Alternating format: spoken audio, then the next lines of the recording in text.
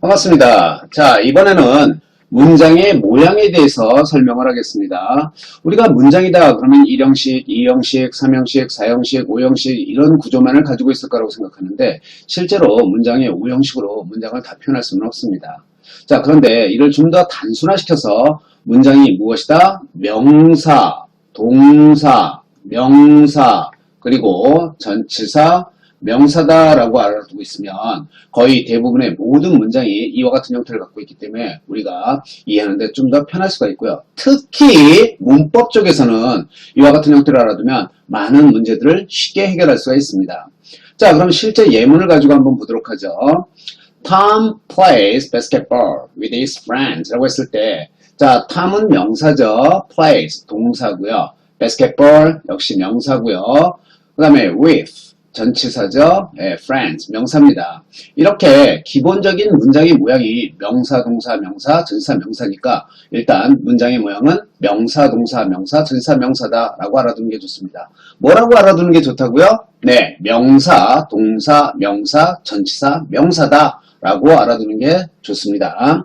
자, 그런데 우리가 품사편에서 이미 공부를 했지만 명사라는 것, 얘는 어디 온다고요? 예, 동사의 앞에 왔을 때 우리가 주어라고 얘기를 하고요.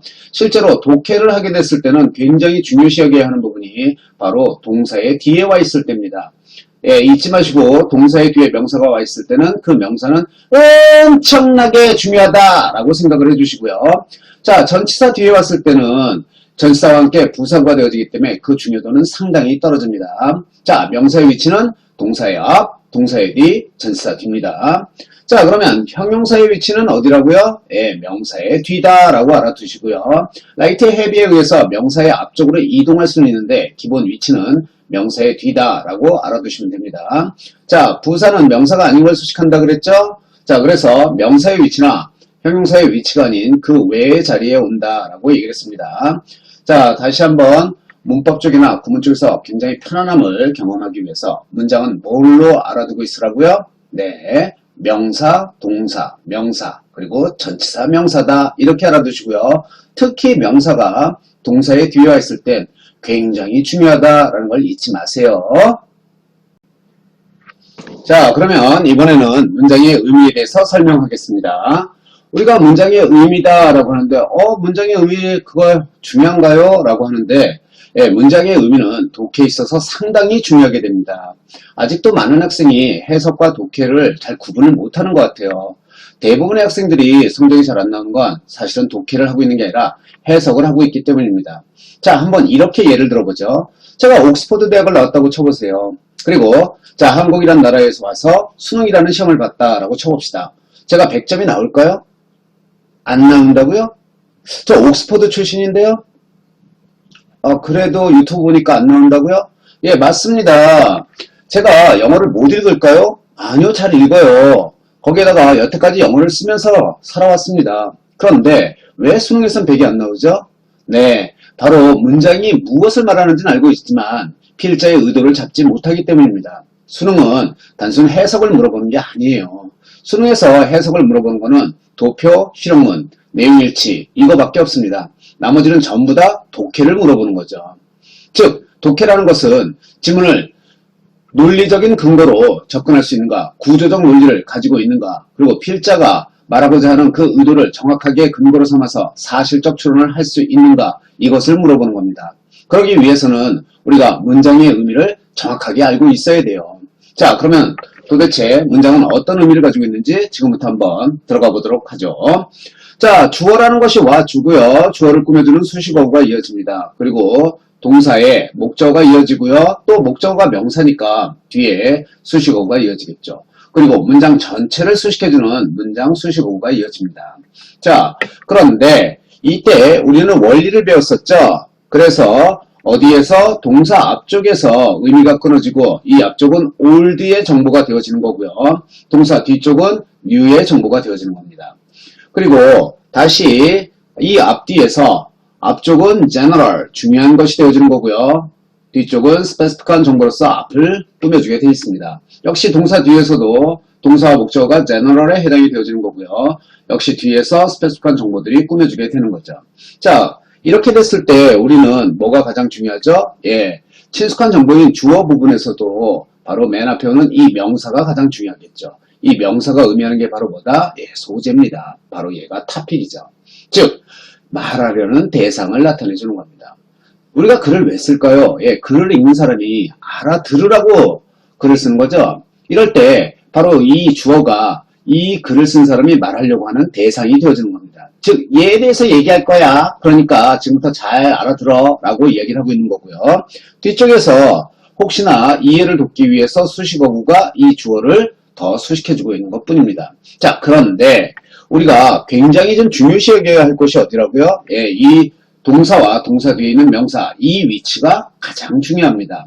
바로 우리가 왜 동사를 그렇게 외워야 했느냐? 바로 뒤에 새로운 정보를 나타내주는 것이고요. 이 부분이 뭐라고요? 필자의 의도가 바로 여기에 담겨져 있기 때문에 그렇습니다. 즉, 필자의 의도가 거기에 담겨져 있고요. 이 동사와 목적어에 해당하는 부분이 뭐다? 네, 글을 통해서 전달하려는 내용을 잡아주고 있는 겁니다. 그래서 이 부분이 상당히 중요하게 되어지는 거고요. 뒤에 또 수식어구가 이해를 돕기 위해서 수식을 해주고요. 혹은 문장 전체를 꾸며주는 말들이 이어집니다. 자, 그래서 우리가 문장 전체를 꾸며주는 말들이 있는데 이 뒤에는 장소, 방법, 시간, 이유 순이 기본적으로 배열이 돼요. 그래서 외울 때는 그냥 장, 방, 시, 유 이런 식으로 외워주시면 좋고요. 이 순서를 지키지 않는 이유는 라이트 헤비, 즉 어떤 특정 어구가 상당히 길어지면 뒤쪽으로 이동을 해버리기 때문에 이 순서가 지켜지지 않는 겁니다.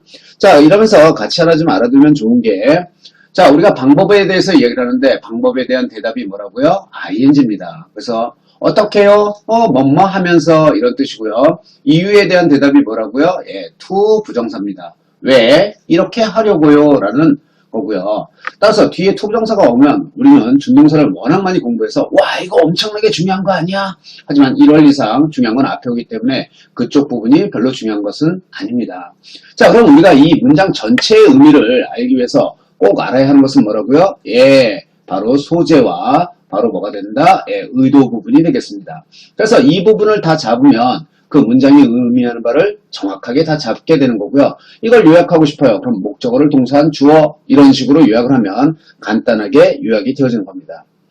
자, 그러면 설명은 여기서 마치도록 하고요. 실제 예문을 가지고 한번 들어가 보도록 하죠. 자, 뭐에 대해서 이야기를 하겠다고요? time에 대해서 이야기를 하겠다라는 거죠. 예, reading a book, 책을 읽고 있는 in the classroom, 교실에서 gave her present, 선물을 주었다. to her, 그녀에게 yesterday, 어제 to celebrate her birthday, 그녀의 생일을 축하하려고. 예, 이래서 문장을 전부 다 해석했어요. 해석하고 탐이 책을 읽고 있어 교실에서. 그리고 선물을 줬네 그녀에게 어저께 생일을 축하하려고. 예, 이게 바로 해석입니다. 그런데 우리가 진짜 알아야 하는 것은 뭐죠? 네, 바로 탐에 대해서 이야기를 하겠다는 거고요. 얘는 선물을 주었다 그녀에게. 이 문장을 전체 다 요약해버리면 그녀에게 선물을 준 탐이라고 요약을 할 수 있는 겁니다. 그럼 나머지 말들은 이 소재에 대해서 더 잘 이해하라고 꾸며놓은 것 뿐이고요. 역시 뒤에 투부정사가 엄청나게 중요한 것 같지만 실제로는 앞에 있는 동사와 목적어 부분을 더 잘 이해하라고 설명해 놓은 것에 지나지 않습니다. 자, 밑에 문장을 한번 소재와 의도를 찾아보세요.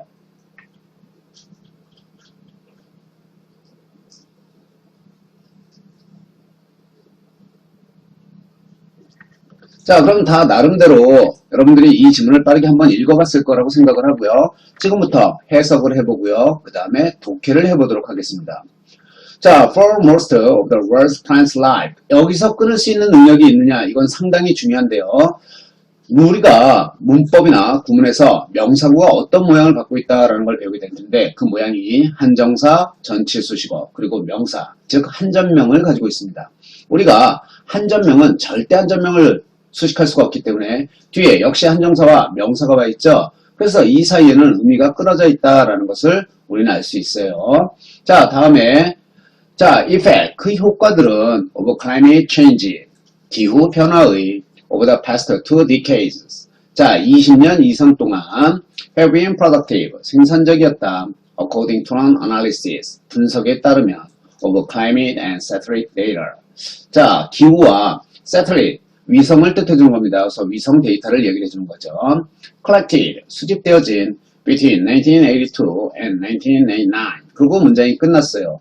예, 해석을 다 했습니다. 그런데 얘가 도대체 무슨 말을 하려고 할까요?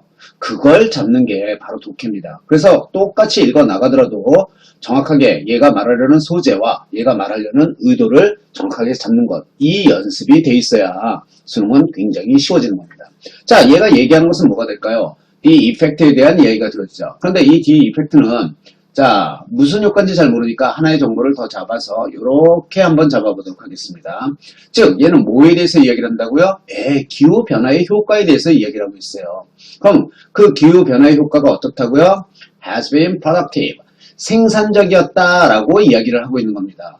자, 우리는 기후변화를 보면 배경지식을 갖고 있죠. 기후변화 안 좋은 거야. 이렇게 배경지식을 갖고 있기 때문에 이 문제를 출제한 사람은 뭐다? 그런 배경지식에 빠져서 오히려 함정에 더 빠져들게끔 유도하고 있는 겁니다. 그런데 그런 배경지식을 아예 버리고요. 특히 영어는, 특히 수능 문제는 들어가게 되면 배경지식을 버리고 들어가셔야 돼요. 사실적 독해, 즉 지문이 말하는 것만이 사실이고 거기에서 핵심 소재와 그 다음에 필자의 의도를 잡아서 문제를 해결하는 습관, 이걸 꼭 길러야 합니다.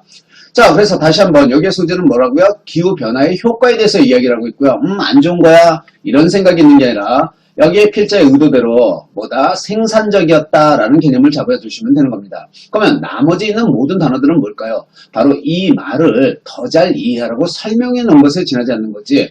여기서 인공위성 데이터가 중요한 것도 아니고요. 그 다음에 20년 이상 이게 중요한 것도 아닙니다. 그리고 앞에 for most of the world's plant life 이것은 앞에 상황 배경, 자 이런 상황이에요, 이런 배경이에요 라고 얘기해주고 있는 것 뿐이지 실제 이 문장이 얘기해준 것은 기후변화의 효과가 생산적이었다 라고 이야기를 해주고 있는 겁니다. 자, 이 부분에 대해서 잘 이해되신 분은 독해가 되시는 분이니까요. 반드시 그런 쪽으로 연습을 해 주시기 바랍니다. 자, 그래서 여기까지가 기본의 형태가 다 끝났고요. 이쪽에서 문법 파트로 가시는 분들은 문장은 명사, 동사, 명사, 전치사, 명사다 이렇게 알아두셔야 되고요. 독해 파트로 가시는 분들은 문장의 의미에 대해서 정확하게 이해하고 그리고 각 문장에서 핵심 소재와 필자의 의도를 잡는 훈련 이걸 게을리하시면 안 됩니다. 그리고 지문을 읽으면서 반드시 그걸 활용하는 연습을 꼭 하시기 바랍니다. 파이팅!